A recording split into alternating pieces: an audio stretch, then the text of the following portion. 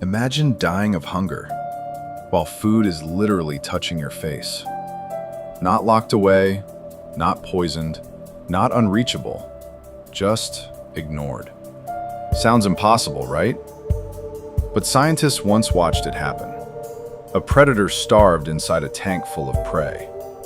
And the disturbing part is this: the fish wasn't weak. The fish wasn't injured. The fish wasn't trapped. The real cage existed inside its mind.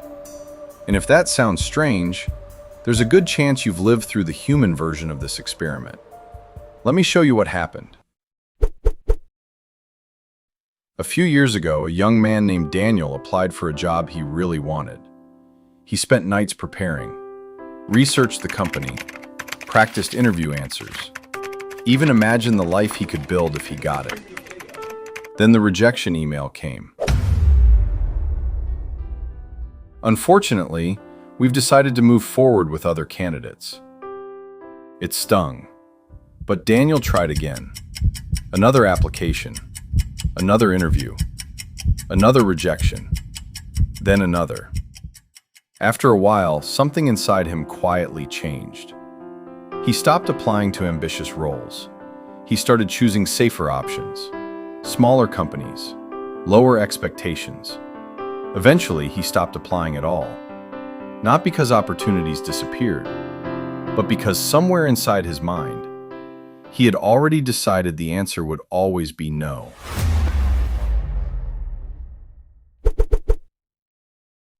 Around the same time, inside a research lab, scientists were observing a predator fish called a pike.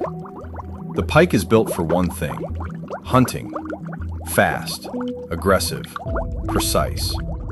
So the scientists placed a pike inside an aquarium. On the other side of the tank, several small fish swam freely. For the predator, it should have been effortless. Food everywhere. The pike noticed them. Its body tensed. Then it lunged, full speed, and suddenly, bang! Its head slammed into something invisible. A sheet of transparent glass separated the two sides.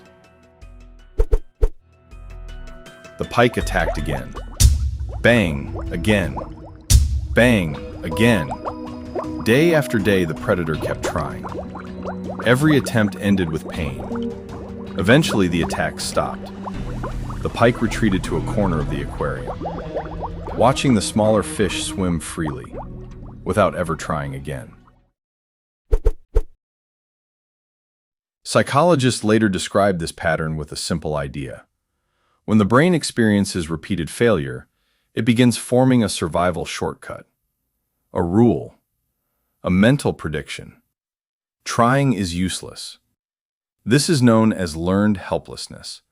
And once this belief forms, the brain stops sending the signal to act. Then the scientists did something interesting. They removed the glass divider. The barrier was gone. Now nothing separated predator and prey. The small fish swam everywhere. Some even brushed against the pike's mouth. But the predator never attacked, because inside its mind, the glass wall was still there. Years later, Daniel met a former colleague. They started talking. The colleague mentioned something surprising. "Hey, the company you once applied to? They've been hiring like crazy recently." Daniel laughed. "Oh, I stopped trying there a long time ago." The strange part? The door had reopened, but his mind was still standing in front of the old rejection. Sometimes the most powerful cage isn't made of steel. It's made of memory. A few failures, a few collisions, a few invisible walls. And slowly the brain learns something dangerous. Stop trying. So maybe the real question isn't, can you do it?